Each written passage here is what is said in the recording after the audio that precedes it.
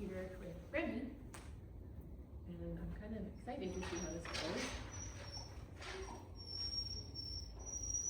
Right, and crack right into it. I know. All right, so I'm going to use that tactile to pull.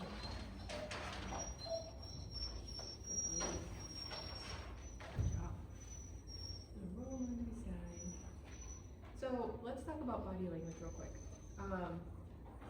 He's in the rub my belly pose, which is cute and unassuming, but the level of stiffness that I'm seeing, and it's a little bit where he's not like soft. So a dog in this rub my belly pose who's like kind of soft and like blinking and lip licking, that's definitely like, or if they're like wiggly, right? No, thank you.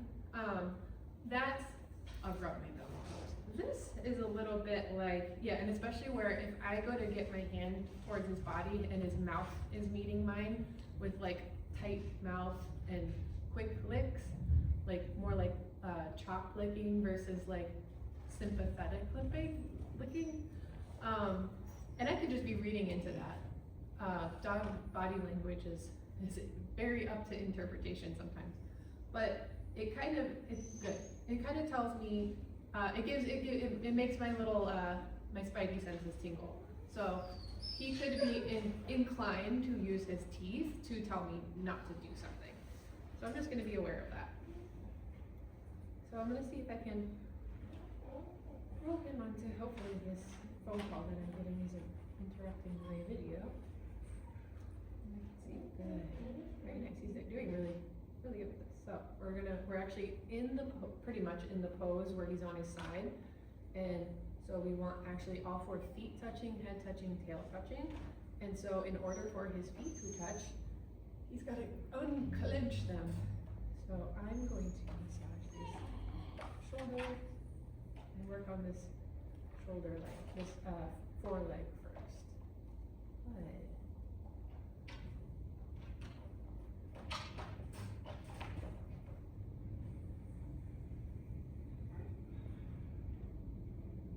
So quality of touch is important. Let me work on his back leg at the same time.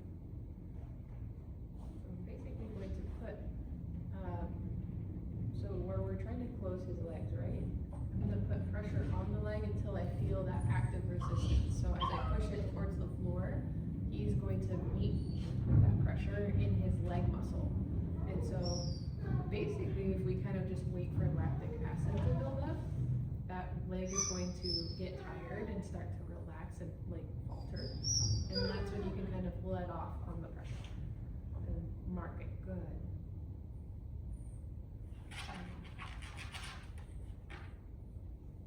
So we talked about this in somebody else that we did this week, but a lot of times dogs, when we're doing, one of the things that we see very often when we're practicing conditional relaxation is the rub my belly pose. So I think that being on their back like this is actually easier for them to pop up than it is for them physiology-wise, like to pop up when they're in that down on their side. I think they have an easier time popping up than when they're on their side and they have to get their legs out like back underneath them.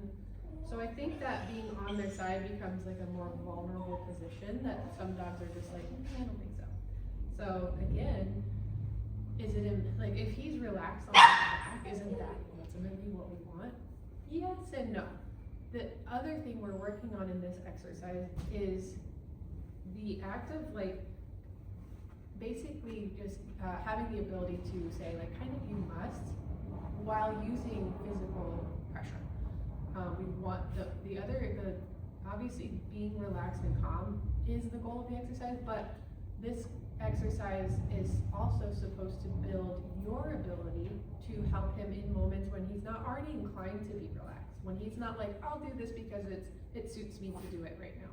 If there's a moment where he's having a hard time or he's barking at something and reacting, we want to be effective, and when we want to say like, actually Remi, we're not getting all jazzed up right now, we're not doing that right now, and I want to change your state of mind. So good. We want our dog to not actively resist us when we need to do that. Good, okay, that was perfect, buddy, good job. So it's compulsion essentially, so it's important, and it sounds like with Remi in particular, he struggles sometimes at the groomer or having certain parts of his body restrained for grooming and stuff.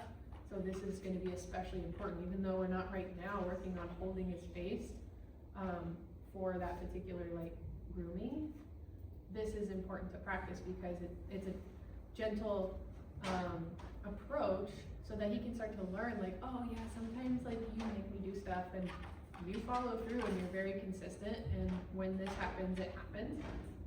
And it's generally okay. So we're like building our relationship, we're building our bond when we work on this have to kind of moment. Good. This is becoming a lot more relaxed right here. Good.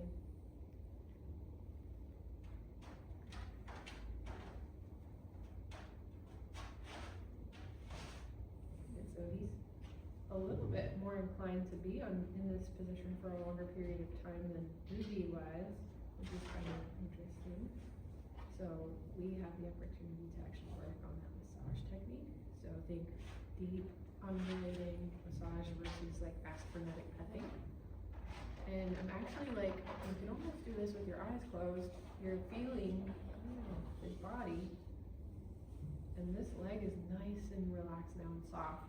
There's still a little bit of tension in this. Not only is this like, your dog is ultimately going to receive the best care that it can possibly receive if you work on this with your dog, right? So I have the opportunity to like feel his whole body right now and check for ticks, check for, oh, this muscle feels a little weird, or oops, is that a lump? Like, we can check his whole body and like have that ability to do that. It's also important to make sure that sometimes, like, I feel like sometimes we only restrain our dogs when it's time to do something that's unpleasant. So doing this and actually doing something that's really nice and making that like happen more often than, oh, when I get you down on the ground, it's time for a nail trim.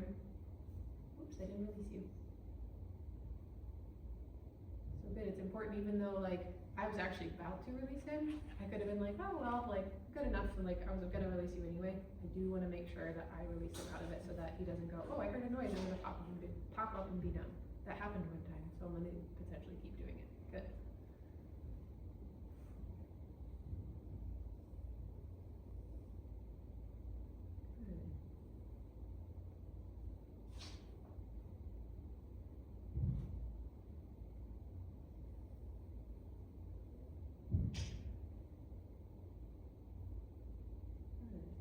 Okay.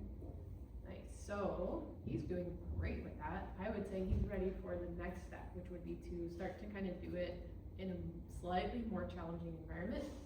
I noticed both Remi and Ruby are a bit environmentally sensitive in terms of like sounds, for instance. So when like something unexpected makes a sound, they kind of tend to want to bark and like alert and like, oh. So kind of good yawn, good stretch.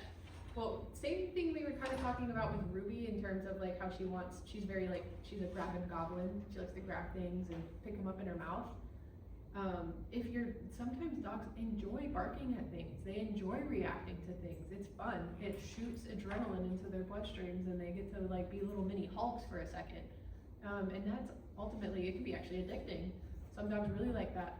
So making some type of game or window of opportunity where it's like, hey, let's freaking bark at stuff. Let's go nuts, bark, bark, bark, bark, bark, bark. And you can even put it on cue. And then you say, all done, we're done with that now. That was fun, and now we're done. And if you do it outside of that window, I'm going to correct it or stop or change it. And that is a whole nother like spiel on how or why, how you should do that, because it's dependent on the dog. But the dog is going to be much more inclined to stop the behavior because they have an outlet for that biological function. Like if your dog wants and needs to do this particular thing, I think somebody just pulled my jacket through there. Great. I might have to go save that because that's an LLB jacket. Okay. So anyway, you know, giving them that opportunity. Anytime I'm looking to stop a behavior, I kind of want to say like, well, why is it happening? And does that dog is it functioning for some reason for the dog? Is it serving some kind of purpose? Good, so he's doing really great with that. Good job.